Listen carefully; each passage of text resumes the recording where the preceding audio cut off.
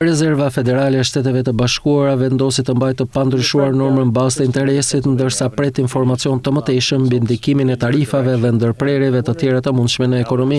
Zyrtarët e Rezervës Federale vazhdojnë të presin dy ulje të normave këtë vit, pavarësisht parashikimeve se tarifat e presidentit Donald Trump do të rrisin inflacionin. Për më tepër ata parashikojnë një ngadalësim të ekonomisë dhe një rritje të lehtë të papunësisë. Fed uli normat e inflacionit 3 herë në fund të vitit të kaluar, por që atëherë nuk i ka ndryshuar ato. Inflacioni ka qenë duke rënë gradualisht nga janari, por tarifat pritet të anulojnë këtë progres në muajt e ardhshëm, sipas kryetarit të Bordit të Rezervës Federale, Jerome Powell. Agjencia Federale e Shteteve të Bashkuara parashikon që rritja e inflacionit do të jetë shkurtër, por theksoi se nevojitin të dhëna shtesë përpara se të përshtaten ose formulohen politikat afatmesme dhe afatgjata. Rritjet e tarifave këtë vit ka të ngjarë të rrisin çmimet dhe të ndikojnë në aktivitetin ekonomik, deklaroi Powell. Për më tepër, punësimi është ngadalësuar gjithashtu. Normalisht tendenca të tilla do ta shtynin Rezervën Federale të ulte normën bazë të interesit që aktualisht është rreth 4.3%. Megjithatë, Powell tha se ekonomia mbetet në gjendje të mirë dhe Rezerva Federale duhet të marrë në konsiderat potencialin që çmimet të rriten së shpejti.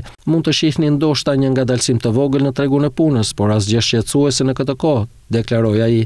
Trump është referuar shifrave modeste të inflacionit për të argumentuar se Rezerva Federale duhet të ulë kostat e uamarrjes dhe vazhdimisht e ka kritikuar Jerome Powell për mungesën e veprimit. Lideri amerikan më parë ka argumentuar se një ulje e normave do të nxiste ekonominë. Aktualisht, vëmendja e tij është kthyer te shpenzimet e uamarrjes së qeverisë federale, të cilat janë rritur ndjeshëm që nga pandemia e koronavirusit, me pagesat e interesit që te kalojnë një normë vjetore për $1 trilion.